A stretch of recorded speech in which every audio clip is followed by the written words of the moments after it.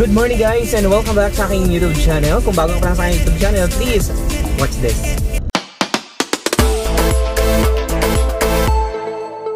Alright guys, now good morning again. So my name is Ray Miliada, Division Manager dito po sa Antel Grand Village and Anyana. And for today's video guys, ipapakita ko naman sa inyo itong Maple Grove, which is napakalapit lang po ito dito po sa Anyana. Well, nandito tayo ngayon sa Robinson's Mall sa tapat ng Centennial Road.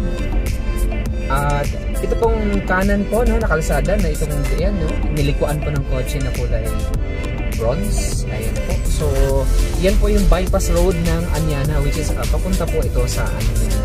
But for today's video, papakita ko sa inyo kung ano ba yung magiging kapalaran, no, ng Anyana dahil kadikit na nito ang Maple Grove. Well, guys, ang Maple Grove is a commercial business center. So nandito na lahat. So kung napuntahan niyo na po yung project ng McKinley o yan BGC po, yan po, Mega World po yan siya. Well, ito na po ang pinaka main entry ng Mega World. Wow, look at this, diba? At ayan guys, no, napakalapad nung kanilang napakalaki na kanilang signage. At alam nyo ba, ang area na ito guys, papunta sa Anyana, just 3 minutes lang po ito.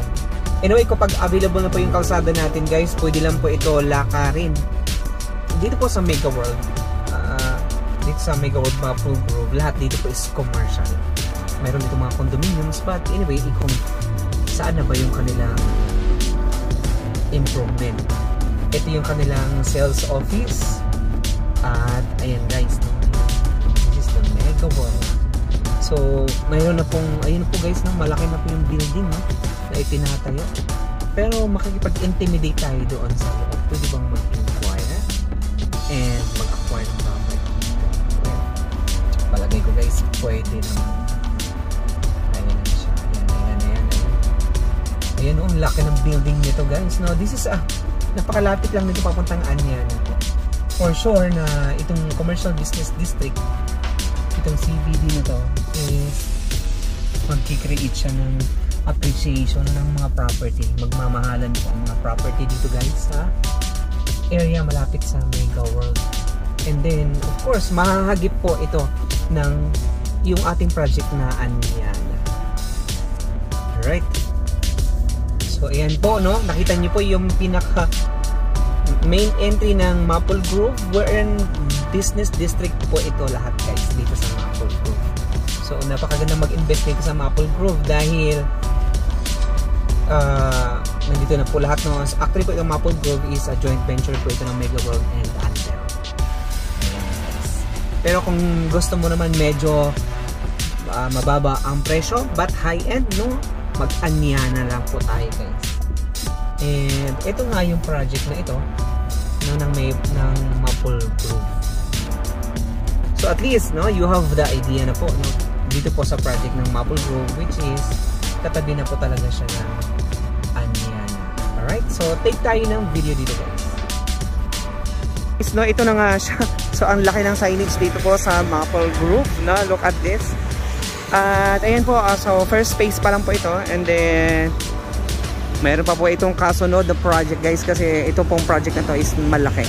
So dito may mga condominium, then commercial lot lang po guys ang inaalok. So ang maganda naman na residential property natin is the Anyana po, no. Yan lang.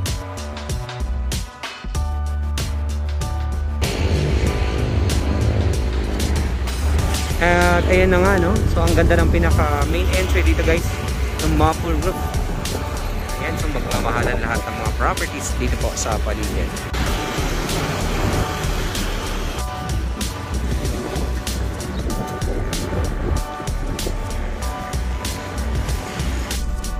Alright guys, no, palabas na po tayo. So actually po, disadvantage and advantage. Disadvantage dito po sa Maple Grove is wala silang residential lot, more on house and more on condominium and commercial lot.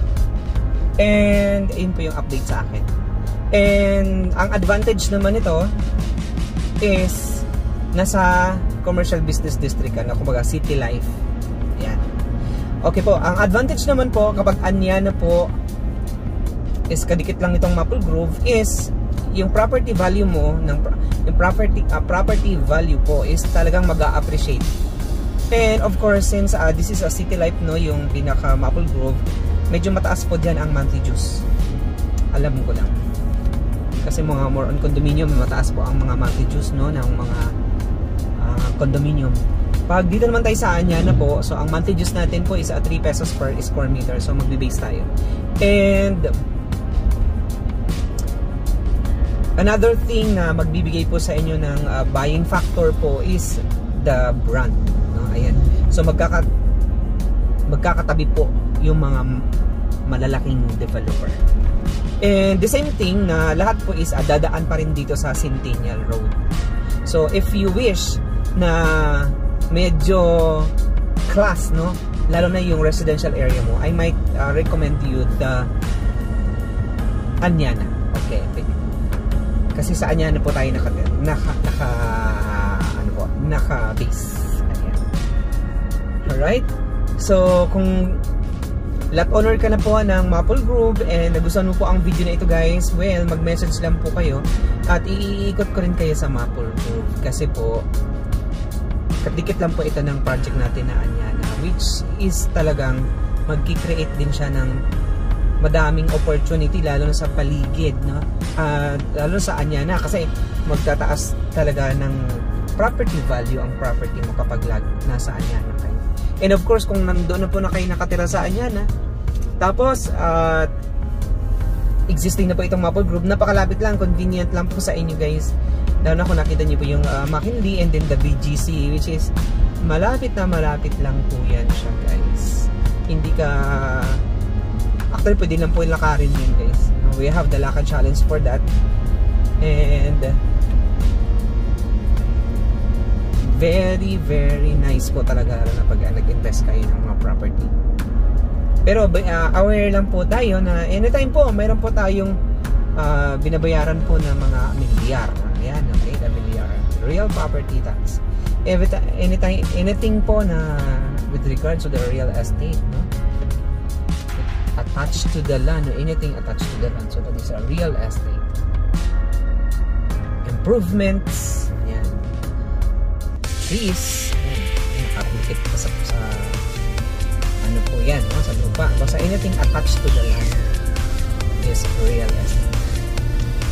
Alright, so guys, nasa Antel naman tayo na Antel Grand Village, no? Ito lang po yung area naman, guys, na paulit-ulit rin natin po na binibidyohan na kinukuha ng video, guys, to update, no?